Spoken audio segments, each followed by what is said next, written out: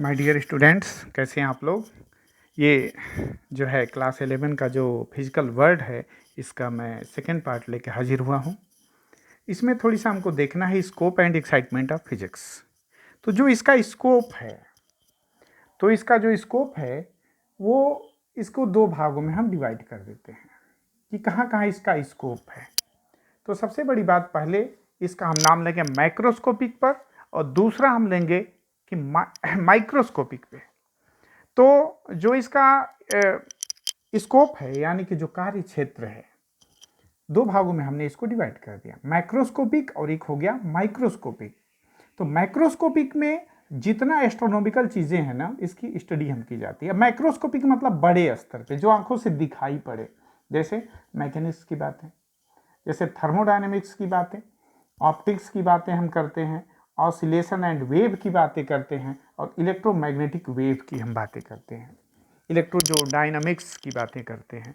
तो कहने का मतलब कि जो मैक्रोस्कोपिक है उसमें हम जितना एस्ट्रोनॉमिकल इंसिडेंट्स होते हैं उस पर हम लोग बातें किया करते हैं। और माइक्रोस्कोपिक में क्या आ जाता है, एकदम भी स्मॉलेस्ट चीज, जैसे एटम्स हो गया, मॉलिक्यूल्स हो गया, इलेक्ट्रॉन हो गया, प्रोटॉन हो गया, न्यूट्रॉन हो गया। तो ये हो गया हमारा स्कोप।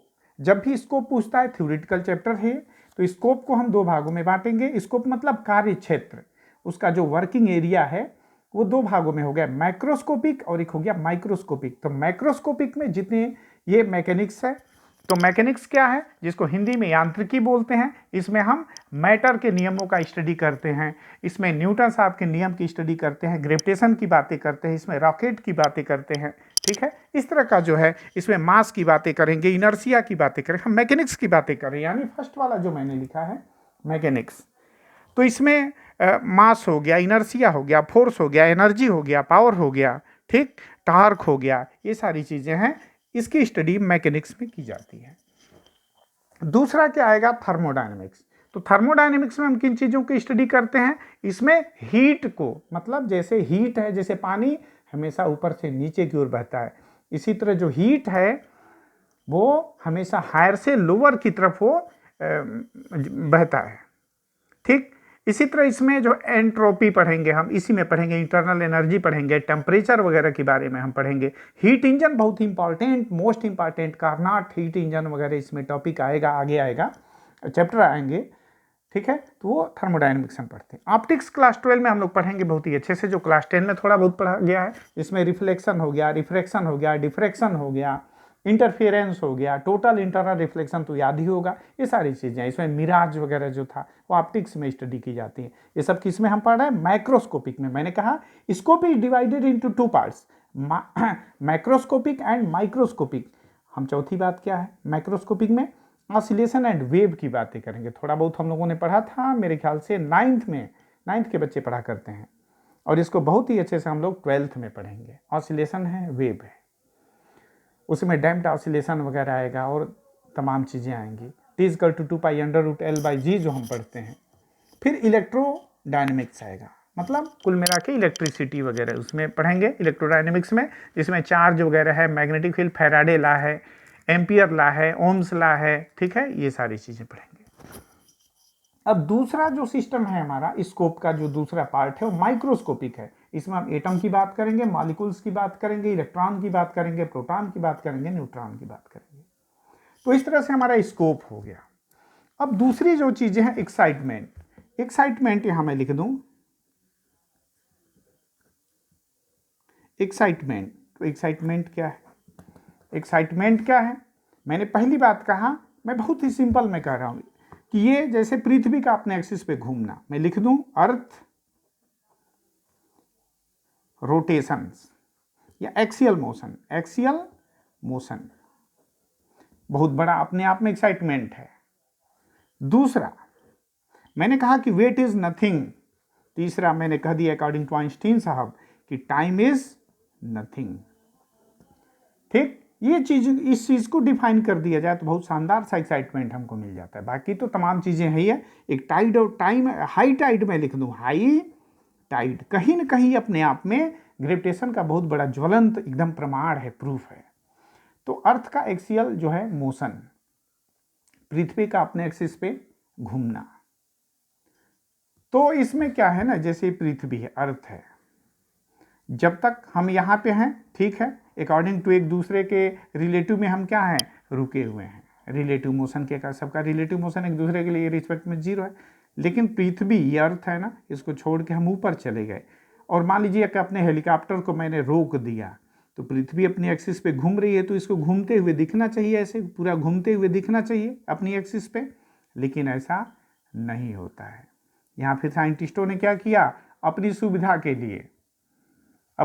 के लिए, इन सब उन्हें पता नहीं, हमको तो समझ नहीं आता बहुत अच्छे से, लेकिन एक ईथर थ्योरी पढ़ाई जाती। ईथर थ्योरी, ये जो है ना एटमॉस्फियर है, इसके ये पृथ्वी है, चारों तरफ का जो एटमॉस्फियर है, this is called ether, EATHER, ether. तो इसके साथ ये पुश थियरी है, ईथर भी ढकेल दिया जाता है। तो यहाँ अगर हेलीकॉप्टर हमारा रहेगा ना, तो ईथर क्या करेगा, इसको ढकेलता जाएगा, और ये पोजीशन, भले ही हमको क्या लग रहा, पहले दृश्य में मैंने क्या बताया फर्स्ट साइट में, ये अपनी एक्सिस पे घूमेगा, लेकिन यहाँ क्या होता है कि ईथर इसको ढकेलता जाएगा और ये एक दूसरे के हमेशा सिद्ध में रहेंगे, यानी हेलीकॉप्टर को भी ईथर ढकेलता जाएगा पृथ्वी के स्पीड के साथ साथ। तो अपना एक्सियल मोशन जैसे पृथ्वी करती जाएगी, ये भी करता जाएगा। तो इस तरह से रिलेटिव मोशन इसके रिस्पेक्ट में 0 रहेगा।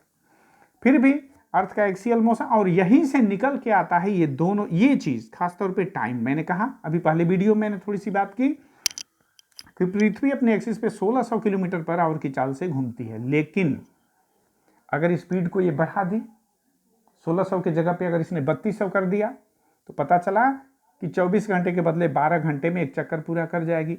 अब पृथ्वी के साथ क्या है कि ये अर्थ है, ये सन है, तो सन के सामने जो हिस्सा होगा वो डे होगा और इधर वाला नाइट होगा। बहुत सिंपल मैं समझा रहा हूँ एकदम कॉपी पेन पे।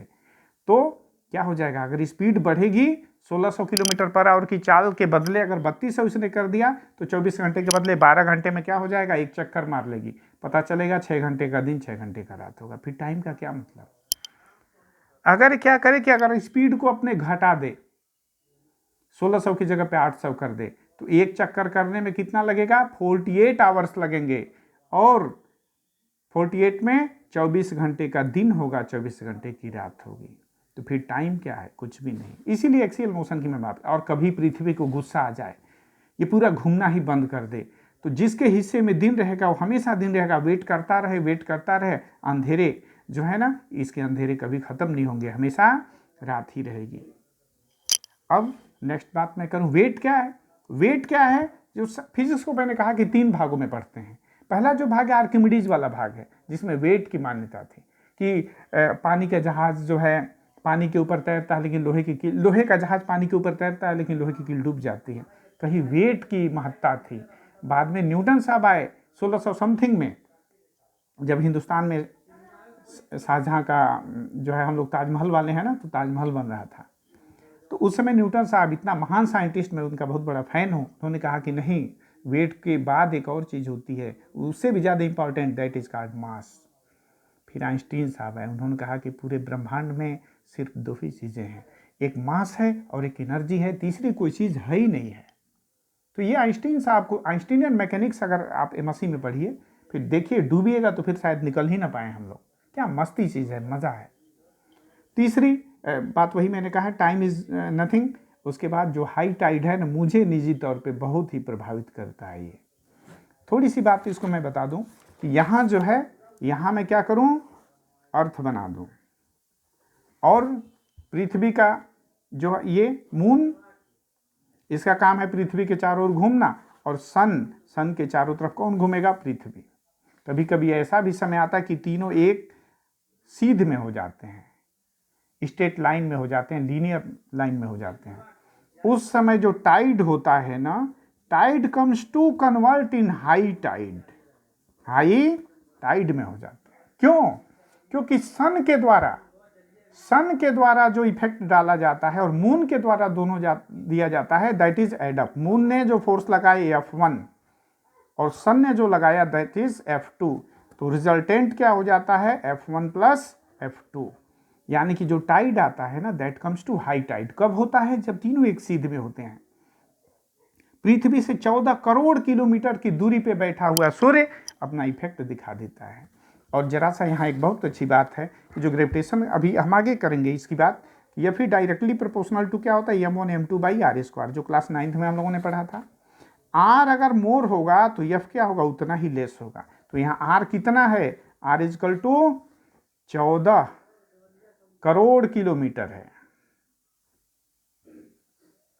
लेकिन 14 करोड़ का होल स्क्वायर करूंगा तो फोर्स और कम हो जाना चाहिए, लेकिन मास इतना ज्यादा है क्योंकि दो मास में, एक मास में पृथ्वी का लेता हूं और एक सन की बात मैं करता हूं, तो क्या हो जाएगा कि मास इतना बड़ा है, इतना बड़ा है कि आर के द्वारा जो कमी प्रोड्यूस की जाती है उसको मैनेज कर देता है। और सूर्य का मास इतना, जब सूर्य इतना बड़ा है, इतना बड़ा है कि 13 लाख पृथ्वियां समा जाएंगी, किसमें, हमारे सन में समा जाएंगे। तो इस तरह से ये जो बातें हैं माइक्रोस्कोपिक की और माइक्रोस्कोपिक की, ठीक। और एक छोटा सा और मैं पोर्शन लूंगा, थर्ड पोर्शन लूंगा, इसको मैं कल अपलोड करूंगा। आज यहीं तक मैं रहने देता हूं। Thank you.